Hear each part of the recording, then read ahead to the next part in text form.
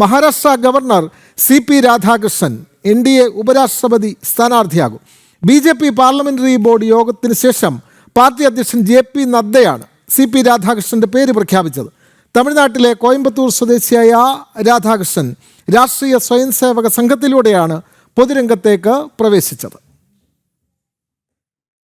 सभी पहलुओं पर चर्चा हुई और नामों पर विस्तृत रूप से जो पार्टी में एक्सरसाइज हुई थी उन सारे एक्सरसाइज के बारे में डेलिब्रेशन हुआ, सभी के साथ चर्चा हुई, सुझाव मांगे गए और उसके बाद फिर ये तय हुआ कि हमारे उपराष्ट्रपति के प्रत्याशी के रूप में हमारे महाराष्ट्र के राज्यपाल श्री CP राधाकृष्णन जी, चंद्रपुरम पुन्नासामी राधाकृष्णन जी, उनको हम NDA का प्रत्याशी बनाएंगे और वो NDA के प्रत्याशी के रूप में रहेंगे. ചന്ദ്രപുരം പൊന്നുസ്വാമി രാധാകൃഷ്ണൻ എന്ന CP രാധാകൃഷ്ണൻ മഹാരാഷ്ട്രയുടെ 24ാമത്തെ ഗവർണർ, ഇനി ഭാരതത്തിൻ്റെ 15ാമത് നിയുക്ത ഉപരാഷ്ട്രപതി.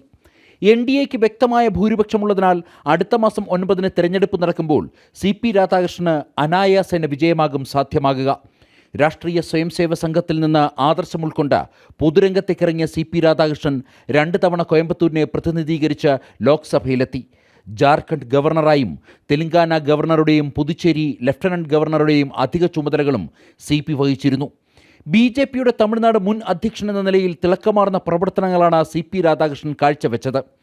തമിഴ്നാടിൻ്റെ മോദി എന്ന പേര് ദ്രാവിഡ മണ്ണിൽ CP രാധാകൃഷ്ണൻ നടത്തിയ പ്രവർത്തനങ്ങൾക്കുള്ള അംഗീകാരം കൂടിയായിരുന്നു.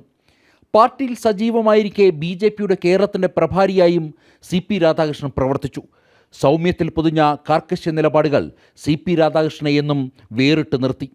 ഉപരാഷ്ട്രപതി രാജ്യസഭയുടെ അധ്യക്ഷൻ കൂടിയാണ്.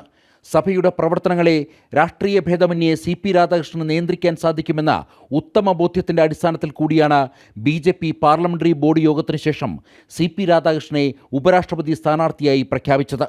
ഈ മാസം 21-നാണ് ഉപരാഷ്ട്രപതി സ്ഥാനാർത്ഥിയായി നാമനിർദ്ദേശ പത്രിക നൽകേണ്ട അവസാന തീയതി. ജനം, ഡൽഹി.